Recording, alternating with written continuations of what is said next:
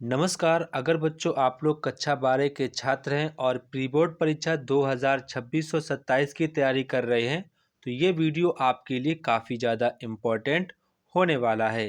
बच्चों आज हम लोग जीव विज्ञान के लिए एक इम्पोर्टेंट और न्यू क्वेश्चन पेपर सॉल्व करेंगे जो कि बच्चों आपके एग्ज़ाम के पॉइंट ऑफ व्यू से काफ़ी ज़्यादा इम्पोर्टेंट है। बच्चों ये आपका क्वेश्चन पेपर एनसीईआरटी पैटर्न पर आधारित है जो कि बच्चों आपके प्री बोर्ड और बोर्ड एग्जाम के लिए काफ़ी ज़्यादा इम्पोर्टेंट है। बच्चों मैंने जीव विज्ञान के लिए ओनली 10 क्वेश्चन पेपर बनाए हैं जिसमें मैंने बच्चों सभी के सभी इम्पोर्टेंट क्वेश्चन रखे हैं। जितने भी आपके बोर्ड एग्जाम के लिए इम्पोर्टेंट क्वेश्चन बन सकते हैं वो यहाँ पर मैंने रखे हैं।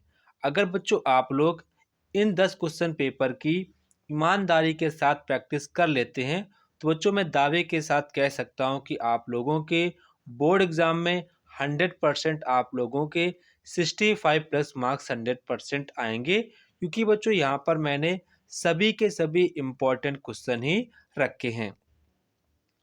तो बच्चों आज हमारा 6 नंबर का क्वेश्चन पेपर है। इससे पहले बच्चों मैंने 5 क्वेश्चन पेपर अपलोड कर दिए हैं जिनको बच्चों आप लोग देख लेंगे, ठीक है। ये सभी के सभी बच्चों क्वेश्चन पेपर आपके बोर्ड एग्जाम के लिए काफ़ी ज़्यादा इम्पोर्टेंट है। तो बच्चों आज हम लोग इस क्वेश्चन पेपर को सॉल्व करेंगे और देखेंगे कि आपके एग्ज़ाम के लिए किस टाइप के क्वेश्चन इम्पोर्टेंट बन सकते हैं। तो बच्चों सबसे पहले आप एग्ज़ाम में आप लोगों को बहुविकल्पीय प्रश्न आपको देखने को मिलेंगे। तो बच्चों यहाँ पर आपका जो पहला क्वेश्चन है, आरएच का कारक उपस्थित होते हैं। जो आपके आरएच होते हैं उनका कारक वो कहाँ पर उपस्थित होते हैं? तो बच्चों वो आपके उपस्थित होते हैं मनुष्य तथा रीसस बंदर में। तो यहाँ पर आपका ऑप्शन नंबर 4 वाला करेक्ट आंसर हो जाएगा। इसके बाद आपका यहाँ पर क्वेश्चन नंबर खा है, ग्रीन बायोटेक्नोलॉजी संबंधित है।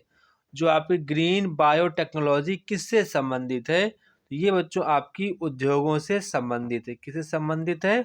उद्योगों से संबंधित है। इसके बाद यहाँ पर आपसे कह रहे हैं कि फसल चक्र का क्या उद्देश्य होता है? तो फसल चक्र का मतलब होता है जो मिट्टी की उर्वरकता है वो लगातार बढ़ाना। तो यहाँ पर आपका ऑप्शन नंबर फर्स्ट वाला करेक्ट आंसर हो जाएगा। यह क्वेश्चन कहने का मतलब ये है जैसे कि आपके पास कोई खेत है, आपने इस बार इसमें गेहूं किया, फिर आपने अगले सीजन में इसमें मतलब कि ये धान करी या फिर मक्का की। तो मतलब लगातार फसल चक्र को बनाए रखने से हमारी जो खेत की मिट्टी की जो उर्वरकता होती है वो लगातार बढ़ती रहती है, ठीक है। इसके बाद आपका क्वेश्चन नंबर नेक्स्ट है, सूक्ष्म प्रवर्धन की एक तकनीक की है। तो यहाँ पर बच्चों आपका राइट आंसर हो जाएगा काय काय के भ्रूण जनन। तो यहाँ पर आपका ऑप्शन नंबर 4 वाला करेक्ट आंसर हो जाएगा। इसके बाद यहाँ पर आपके अति लघुत्तरीय प्रश्न है। तो यहाँ पर आपसे पहला क्वेश्चन कह रहे हैं कि अवशेषी अंग को परिभाषित कीजिए तथा एक आपको यहाँ पर एग्जाम्पल देना है। तो अवशेषी अंग वो होते हैं, हमारे शरीर में वो अंग होते हैं जो हमारे शरीर में होते तो हैं पर उनका कोई काम नहीं रहता है। जैसे कि आपने एक नाम सुना होगा, अपेंडिक्स सुना होगा। और जो हमारे कान नीचे तालूसा होता है उसका भी यहाँ पर कोई कार्य नहीं होता है। तो ये शरीर के हमारे अवशेषी अंग कहलाते हैं।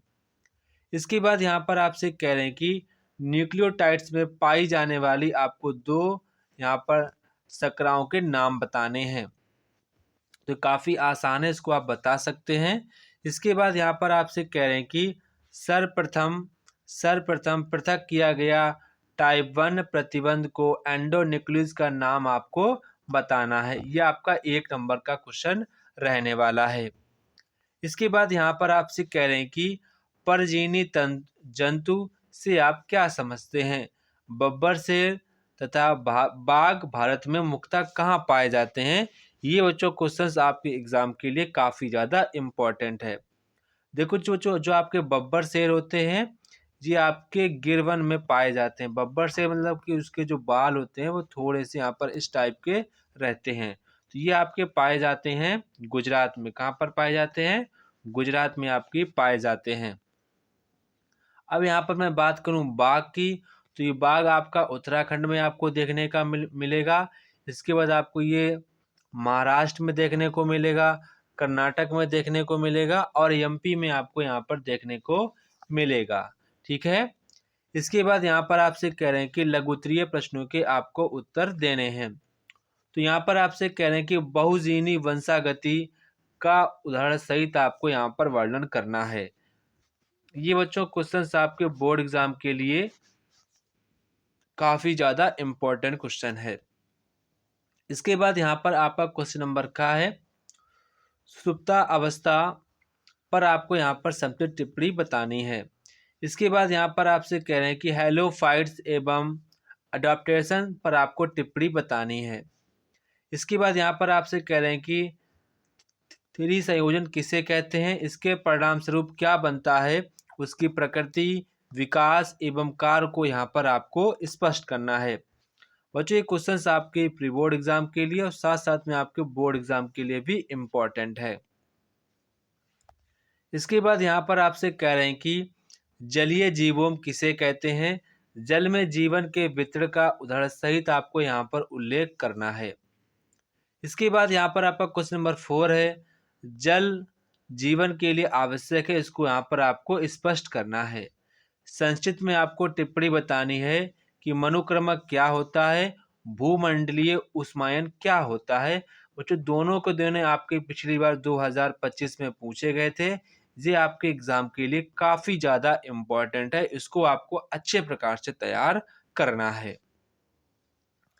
इसके बाद आपका क्वेश्चन नंबर नेक्स्ट है औद्योगिक प्रदूषण से आप क्या समझते हैं, इसके कारण मतलब क्या क्या रीजन्स हो सकते हैं और हम लोग इसको कैसे अपने नियंत्रण में ला सकते हैं कि जो हमारे देश में लगातार प्रदूषण बढ़ रहा है तो उसको हम लोग कैसे कम कर सकते हैं। जैसे कि आप लोग दिल्ली की हालत देख सकते हैं, लगातार वहाँ पर हर दिवाली को कहीं ना कहीं घटनाएं घटने लगती हैं, प्रदूषण बढ़ जाता है। तो हम लोग उसको कैसे कंट्रोल कर सकते हैं वहाँ वो लोगों को आपको यहाँ पर बताना है। इसके बाद यहाँ पर आपसे कह रहे हैं कि पील पाँव रोग का कारक व जीव आपको वाहक इसका वैज्ञानिक नेम बताना है। बच्चों ये क्वेश्चंस एंड आपका ये क्वेश्चंस आपके बोर्ड एग्जाम के लिए काफ़ी ज़्यादा इम्पोर्टेंट है, इसको आपको 100% तैयार करके रखना है। इसके बाद आपका नेक्स्ट क्वेश्चन यहाँ पर है सहभोजिता एवं सहयोगिता की परिभाषा लिखिए तथा प्रत्येक का आपको उदाहरण सहित आपको यहाँ पर बताना है कि सहभोजिता क्या होती है और सहयोगिता क्या होती है, वो यहाँ पर आपको बताना है। इसके बाद यहाँ पर आपसे कह रहे हैं कि पुनः संयोजित डीएनए उत्पादनों के प्रमुख उद्देश्य क्या होते हैं, वो यहाँ पर बच्चों आप लोगों को बताना है। देखो बच्चों यहाँ पर जितने नंबर का क्वेश्चन है आपको कोशिश यही करना है कि आपको एग्जाम में उतने नंबर का लिखने का प्रयास करना है। ठीक है। इसके बाद यहाँ पर आपसे कह रहे हैं कि उत्परिवर्तन को परिभाषित कीजिए। स्वस्फूर्त उत्परिवर्तन के कोई दो यहाँ पर आपको कारण बताने हैं।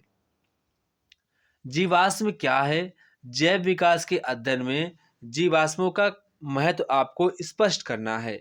बच्चों ये क्वेश्चन आपके बोर्ड एग्जाम के लिए काफ़ी ज़्यादा इम्पोर्टेंट है, इसको आपको तैयार रखना है। चिपको आंदोलन पर आपको यहाँ पर टिप्पणी लिखनी है। ये बच्चों आपके बोर्ड एग्जाम के लिए वेरी वेरी इम्पोर्टेंट क्वेश्चन है। इसके बाद यहाँ पर आपसे कह रहे हैं कि मधुमक्खी की भाषा तथा संचार के माध्यम को आपको स्पष्ट करना है। किस आहार में लैक्टिक अम्ल जीवाणु पाए जाते हैं, इनके लाभकारी उपयोग यहाँ पर आपको बताने हैं। कौन सा ऐसा आहार है जिसमें आपको लैक्टिक अम्ल के जीवाणु पाए जाते हैं और उसे क्या क्या बेनिफिट्स हो सकते हैं, वो यहाँ पर बच्चों आप लोगों को बताना है।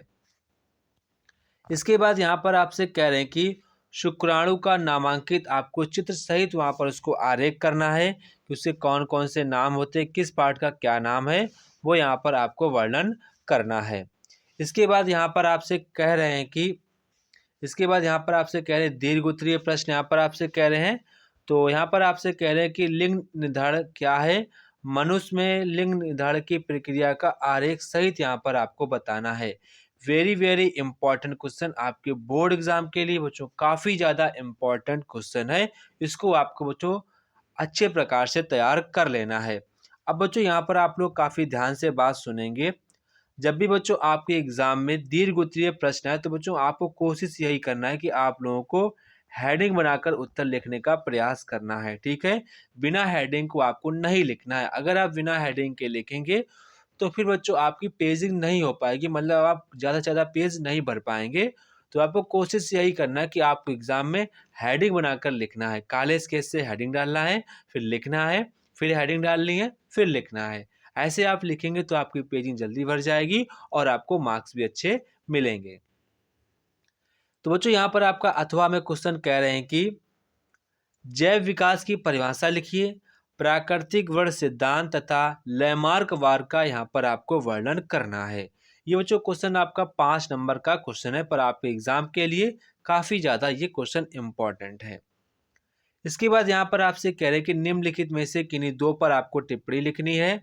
जंतुओं के बीच अंतःक्रिया क्या होती हैं, इंटरफेरॉन क्या होता है, मस्तिष्क ज्वर क्या होता है, लाख कीट क्या होता है। आपको किन्हीं दो पर आपको टिप्पणी करनी है, ठीक है। इसके बाद यहाँ पर आपसे अथवा में कह रहे हैं कि आवृतबीजी पुष्प की संरचना का आरेख सहित यहाँ पर आपको वर्णन करना है।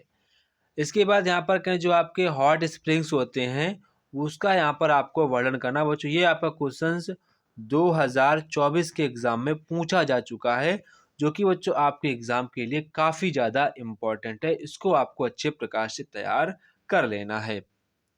इसके बाद बच्चों यहाँ पर आपसे अथवा में कह रहे हैं कि मनुष्य में यौन संचारित रोगों के क्या लक्षण होते हैं वो यहाँ पर आपको बताना है।